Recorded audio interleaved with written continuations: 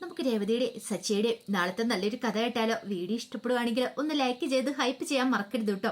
അങ്ങനെ നമ്മൾ കാണുന്ന ഒടുവിൽ എന്ത് ചെയ്യണമെന്ന് അറിയില്ലാതെ ബീരാൻ നേരെ കിച്ചണിലേക്ക് പോവാണ്. ഒരുപക്ഷെ ഇവിടെ നിന്നിട്ടുണ്ടെങ്കിൽ തന്നെ സച്ചിയോ രേവതിയോ അല്ലെങ്കിൽ അവളുടെ കുടുംബക്കാര്, ശ്രുതിയുടെ കുടുംബക്കാരെങ്കിലും കണ്ടിട്ടുണ്ടെങ്കിൽ അത് പ്രശ്നം തന്നെ മാത്രമല്ല ശ്രുതിയെയും ബാധിക്കുന്ന കാര്യമാണ്.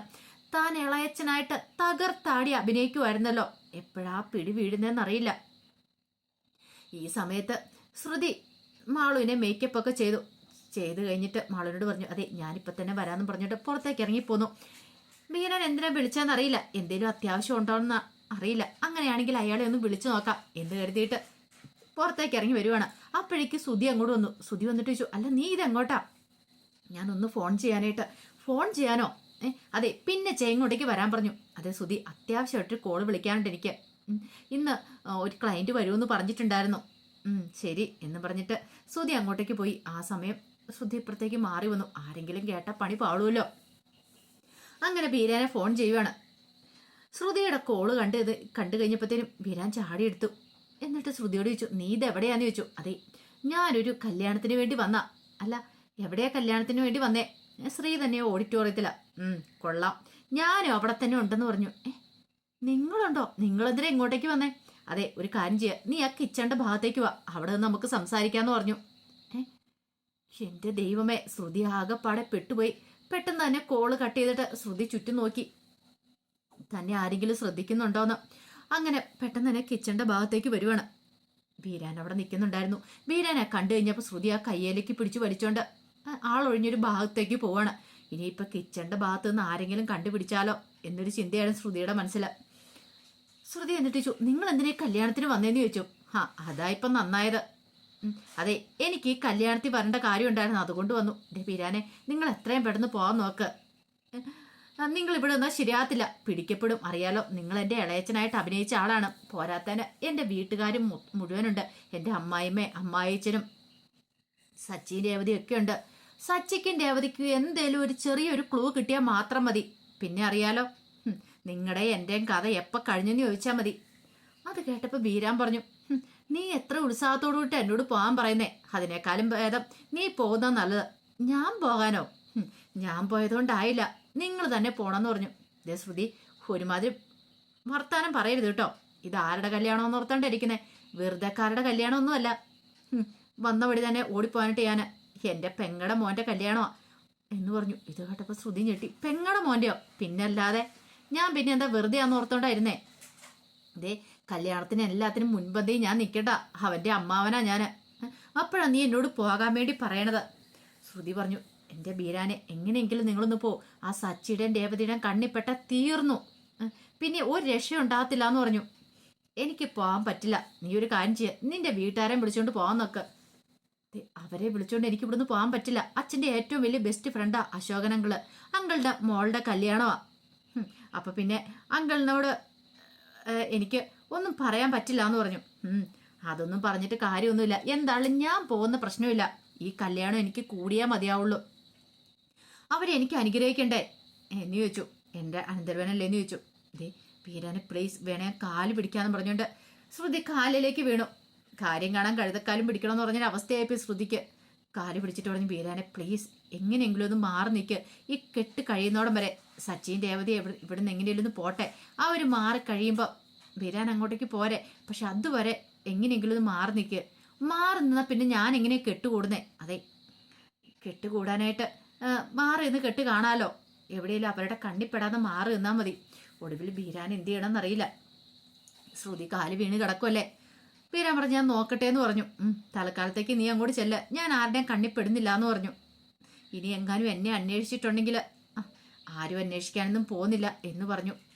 അങ്ങനെ ശ്രുതി അങ്ങോട്ട് ജീവനും കൊണ്ട് പോവാണ്. ദൈവമേ, എപ്പോഴേത് നിമിഷം എടലും പിടി വീഴാന്നുള്ള ചിന്തയായിരുന്നു. ഈ സമയം മണ്ഡപത്തിലേക്ക് കയറുന്നതിന് മുമ്പ് പെണ്ണും ചെറുക്കനും ഒക്കെ കാല് തൊട്ട് അനുഗ്രഹമൊക്കെ മേടിക്കണമല്ലോ. അങ്ങനെ എല്ലാവരുടെ അനുഗ്രഹം മേടിച്ചിട്ടാണ് കെട്ടാനായിട്ട് പോകുന്നത്. അങ്ങനെ അനുഗ്രഹമൊക്കെ മേടിക്കുന്ന സമയത്ത് ബീരാനെ അന്വേഷിക്കുന്നുണ്ട്. പക്ഷെ ബീരാനെ അവിടെ കണ്ടില്ല. അപ്പോഴേക്കും ചെക്കൻ്റെ അച്ഛന് പിന്നെ ചെക്കൻ്റെ അമ്മയോട് പറഞ്ഞു, എടി കാണുന്നില്ലോ, ജയരാജിനെ കാണുന്നില്ലോ, അവൻ ഇത് എവിടെ പോയെന്ന് ചോദിച്ചു. അതെങ്ങനെയാ? കൃത്യസമയത്ത് ആളെ കാണത്തില്ല, ചിലപ്പോൾ അവിടെ എന്തെങ്കിലും ഒരു ആവശ്യത്തിന് വേണ്ടി ഓടി നടക്കുമായിരിക്കും, നീ ഒന്ന് പോയി നോക്കിയെന്ന് പറഞ്ഞു. അങ്ങനെ അവരെ നോക്കി വന്നു കഴിഞ്ഞപ്പോഴത്തേനും അവിടെ മാറി നിൽക്കുന്നുണ്ട്. ആഹാ, ഇതെന്താ ചേട്ടൻ ഇവിടെ വന്ന് നിൽക്കണോ? ഇങ്ങോട്ടേക്ക് വാ, അവർക്ക് അനുഗ്രഹം കൊടുക്കണ്ടേന്ന് ചോദിച്ചു. അപ്പോഴേക്കും ബീരാൻ പറഞ്ഞു, അതെ എനിക്കിവിടെ അത്യാവശ്യം കുറച്ച് പണി ഉണ്ടായിരുന്നു, അതാ ഞാനിവിടെ മാറി നിന്നേ. ഒരു കാര്യം ചെയ്യുക, അവരിങ്ങോട്ടേക്ക് വിളിക്കാൻ പറഞ്ഞു. ഇവിടേക്കാ? അതെ, ഒന്ന് പെട്ടെന്ന് ഇവിടേക്ക് വിളിക്കുക, ഇങ്ങോട്ട് മാറി നിൽക്കുക.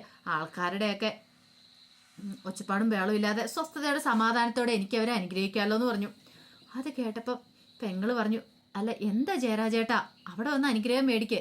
അത് വേണ്ടാന്ന് പറഞ്ഞു. അങ്ങനെ അവരെ വിളിക്കണം. അവരെ പോയി വിളിച്ച് ബീരാൻ്റെ അടുത്തേക്ക് കൊണ്ടുവന്നു. അങ്ങനെ ബീരാൻ രണ്ടുപേരെ അനുഗ്രഹിക്കുന്നുണ്ട്. പിന്നീട് പറഞ്ഞു, അതെ എൻ്റെ എല്ലാ ഐശ്വര്യങ്ങളും ഉണ്ടായിരിക്കും, നല്ലൊരു ജീവിതം ഉണ്ടാവട്ടെ എന്നൊക്കെ പറഞ്ഞു. എനിക്കിവിടെ കുറച്ച് തിരക്കുള്ളതുകൊണ്ടാന്ന് പറഞ്ഞു. ഞാൻ വേണ്ട കാര്യങ്ങളൊക്കെ ഓടി നടന്ന് ചെയ്യാനായിട്ട്, അവിടുത്തെ കാര്യങ്ങളൊക്കെ മംഗളകരമായിട്ട് നടക്കട്ടെ എന്ന് പറഞ്ഞു. അങ്ങനെ കെട്ടാനുള്ള സമയമായി. ബീരാനാണെങ്കിൽ വല്ലാത്തൊരു ടെൻഷനാ, ആ കെട്ടൊന്ന് കാണണമല്ലോ, അതിന് വേണ്ടിയിട്ട് മറിഞ്ഞു നിൽക്കുകയാണ്.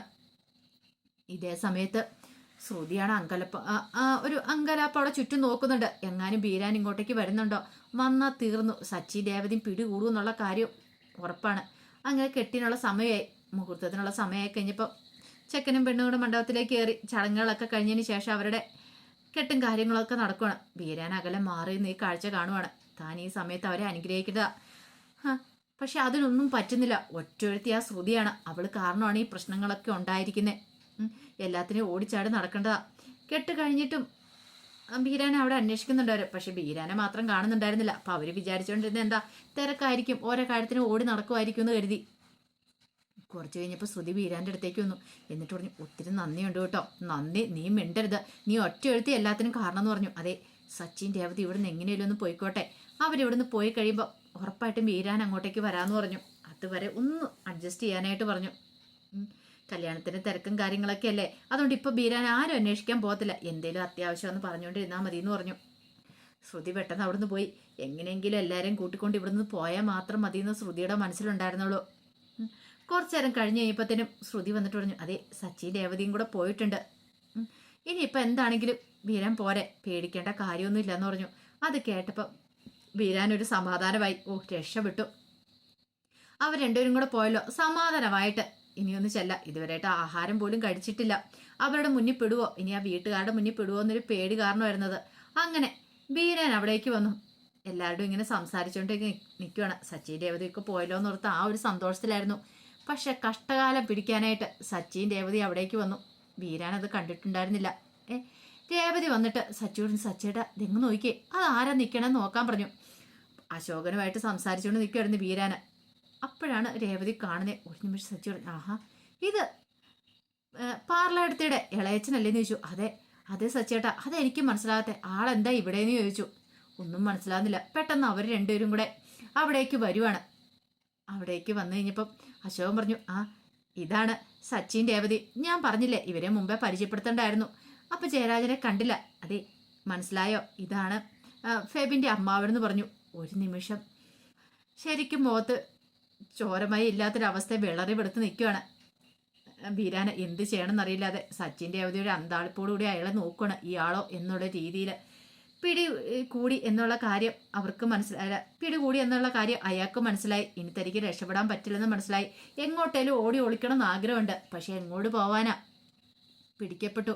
ഇനി സച്ചിയുടെ രേവതിയുടെ മുന്നിൽ നിന്ന് രക്ഷപ്പെടാൻ പറ്റില്ലെന്നുള്ള കാര്യം മനസ്സിലായി. അങ്ങനെ ഒടുവിൽ എന്തായാലും ബീരാൻ പിടിക്കപ്പെടുന്നുണ്ട്. അപ്പൊ അതിന്റെ കഥകളൊക്കെയാ കാണാൻ പോകുന്നത്. ആ വിശേഷങ്ങൾക്കായി നമുക്ക് എല്ലാവർക്കും കാത്തിരിക്കാം കേട്ടോ. ഒരിക്കൽ കൂടി എല്ലാവർക്കും ശുഭരാത്രി നേർന്നുകൊണ്ട് നിർത്തുന്നു.